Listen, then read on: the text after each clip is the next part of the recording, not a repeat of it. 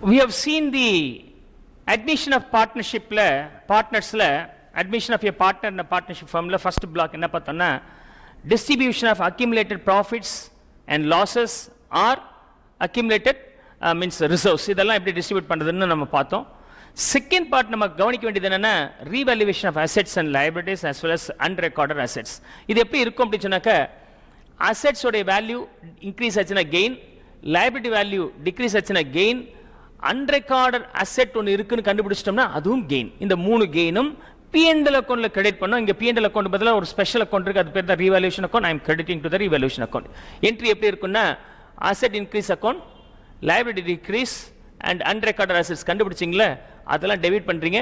It's a gain அப்படிங்கறனால P&L அக்கௌண்ட்ல credit பண்ண போறேன். இங்க P&L அக்கௌண்ட் பதிலா இருக்கக்கூடிய ஸ்பெஷல் பர்பஸ் நாமினல் அக்கௌண்ட் பேர் ரீவேல்யூவேஷன் அக்கௌண்ட். ரீவேல்யூவேஷன் அக்கௌண்ட்ல நான் கிரெடிட் பண்ணிக்கிறேன் revaluation account. Right? I hope so you could understand this one. And in the reverse case, இது asset decrease ஆகுது, liability increase ஆகுது, unrecorded liability இருக்குன்னு கண்டுபிடிச்சோம்னா இதெல்லாம் லாஸ். இந்த லாஸை P&L அக்கௌண்ட் டெபிட் பண்ணோம். இங்க P&L அக்கௌண்ட் பதிலா என்ன இருக்கு? Revaluation account. So I am going to debit the revaluation account. So revaluation account debit to asset decrease, liability increase, unrecorded liability. I hope so you could understand these two set.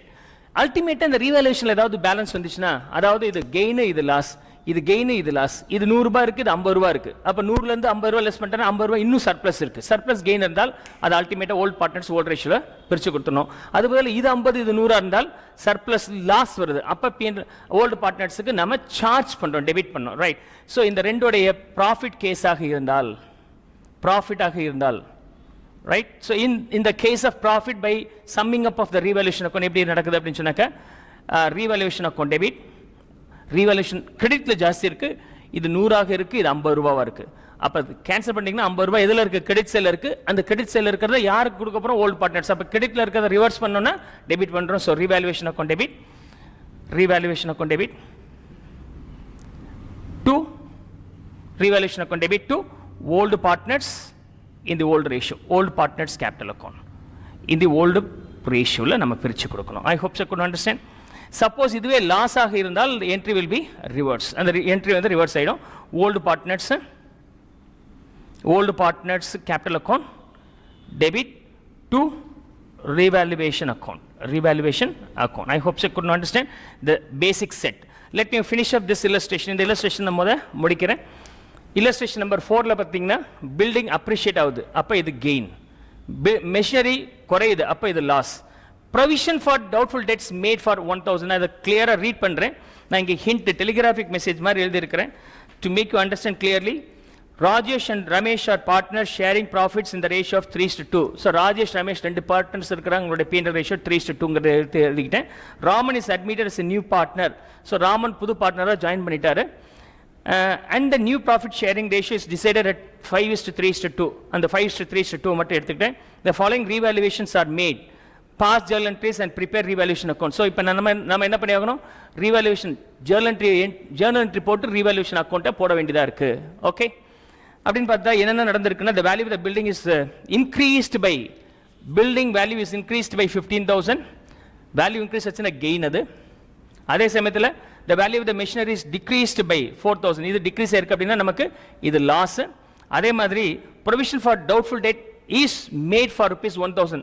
doubtful debts நம்ம கொடுத்திருக்கிற கடன் வராதுன்னு சொன்னா ஹாப்பியா unhappy, அப்ப இது வந்து loss தான். சோ இது இந்த ரெண்டும் லாஸ், இது ஒன்னு கெயின். இப்போ இந்த லாஸ் கெயினுக்கு ஒரு என்ட்ரி போடணும். ஸோ லாஸ்க்கு ஒரு என்ட்ரி எப்படி இருக்குன்னா இந்த மாடலில் இருக்கும், கெயினுக்கு ஒரு என்ட்ரி இந்த மாடலில் இருக்கும். அப்புறம் ரெண்டையும் நெட் பண்ணிங்கன்னா என்ன அல்டிமேட் பேலன்ஸ் இருக்கோ அந்த பேலன்ஸ் வந்து ப்ராஃபிட்டாக இருந்தால் இந்த என்ட்ரி, லாஸ் இருந்தால் இந்த entry. That's all. So 3 entry நம்ம பாஸ் பண்ண போகிறோம். முடிச்ச பிறகு நம்ம ஒரு ரீவேல்யூவேஷன் அக்கௌண்ட் போட்டு முடிச்சிடும். That's all. இந்த இல்லஸ்ட்ரேஷனுக்கு மேலே ஒன்றும் காம்ப்ளிகேஷன்ஸ் கிடையாது. Let me work out here illustration number 4. So first கெயினுக்கான என்ட்ரி, கெயினாக இருந்தால் ரீவேல்யூவேஷன் அக்கௌண்ட்டில் கிரெடிட் பண்ணணும் அந்த concern building account. So building increase account. Okay, increase in building அக்கௌண்ட்டை நீங்கள் டெபிட் பண்ணலாம் அல்லது building account debit. So building account debit எவ்வளோ இன்க்ரீஸ் ஆயிருக்கு? நமக்கு 15,000 இன்க்ரீஸ் ஆயிருக்கு.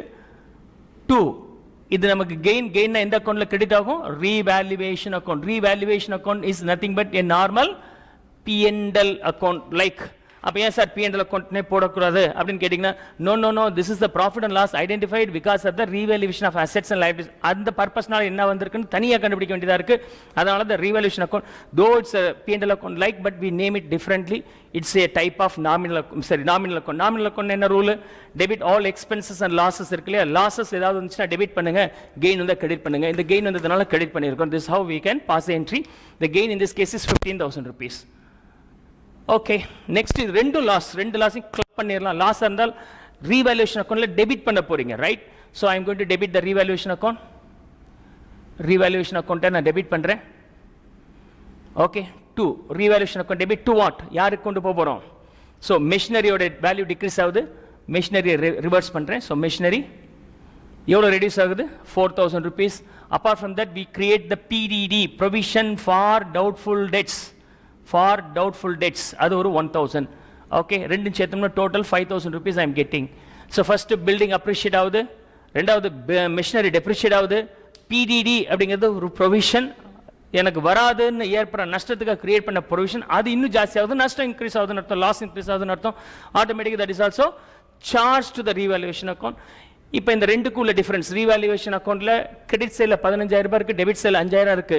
அப்போ லாபம் ஜாஸ்தி இருக்கு. லாபம் ஜாஸ்தி இருந்தால் அந்த லாபத்தை ஓல்டு பார்ட்னர்ஸுக்கு கிரெடிட் பண்ணிடணும். அப்படின்னா அந்த அமௌண்ட் 10,000 கிரெடிட்ல இருக்கிறது கேன்சல் பண்ணுறது எப்போ கேன்சல் பண்ண முடியும்? டெபிட் பண்ண தான் கேன்சல் பண்ண முடியும். This the journal entry here. So revaluation account debit to old partners யார் இருக்கிறாங்க? Rajesh capital account and to Ramesh capital account. Rajesh capital account and Ramesh capital account. The value being net value 10,000 rupees. And the 10,000 இவங்க ரெண்டு பேத்துக்குமே அவங்களுடைய old ரேஷியோல பிரிச்சு கொடுக்கணும். The old ratio being 3:2. அப்போ 6,000 and 4,000. This is how we will distribute here. I hope so could understand these entries. So journal entry is passed. Now I am going to prepare the revaluation account. Revaluation account பாருங்க எப்படி இருக்குன்ட்டு. Revaluation account நீங்கள் entry இல்லாமல் கூட டேரெக்டாக போடலாம் if entry is not asked. அப்படின்னா எப்படி ஞாபகம் வச்சுக்கலாம்? இது P&L அக்கௌண்ட் மாதிரி அசெட் வேல்யூ இன்க்ரீஸ் ஆச்சுன்னா நமக்கு கெயின், லைபிலிட்டி டிக்ரீஸ் ஆச்சுன்னா நமக்கு கெயின், அன்ரெக்கார்டட் அசெட்ஸ் இருக்குன்னு தெரிஞ்சால் அது கெயின், அதெல்லாம் இந்த சைடில் வரணும். அப்போ அதோடைய ரிவர்ஸ் நமக்கு லாஸ் ஆகிறதுல இந்த சைடில் வரணும். எது எப்போல்லாம் வரும்?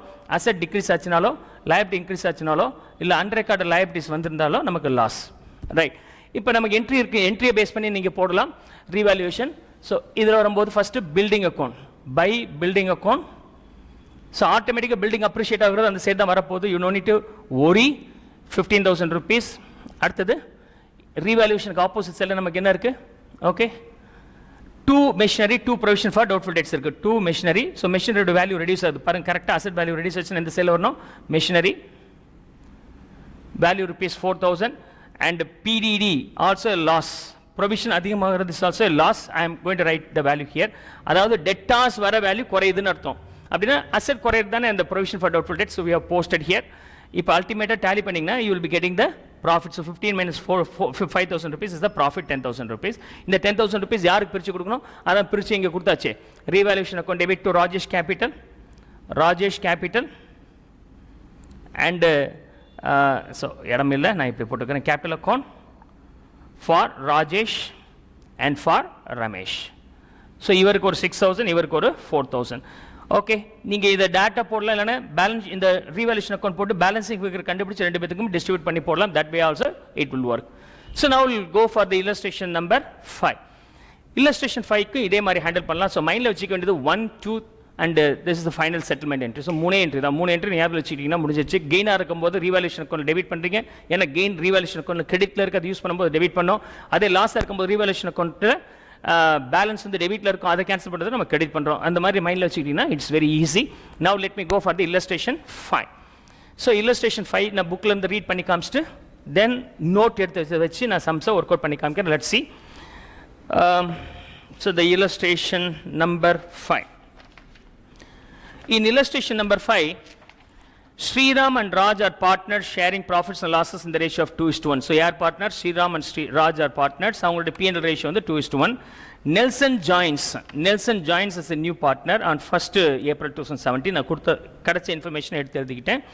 Increase in the value of the stock by 5,000. Stock value increase ஆகிறது ஒரு 5,000. And so asset value increase ஆச்சு நமக்கு இது என்னது gain, right? Next, bring into record of investment of rupees 7,000 which had not been recorded in the books of the firm. ஒரு investment record பண்ணாம விட்டுட்டோம், அதை record பண்ணணும்னு சொல்றான். Omitted asset, asset கணக்கிலே காமிக்காம இருக்கு, இப்போ asset உள்ளார கொண்டு வந்தீங்கன்னா asset value increase ஆகுது, which is a happy, right? அதனால இதுவும் gain நமக்கு. அதே மாதிரி reduce the value of office equipment by 10,000, reduce பண்ற office equipment ஓட value, assets value reduce ஆச்சுன்னா we are unhappy, which is loss here.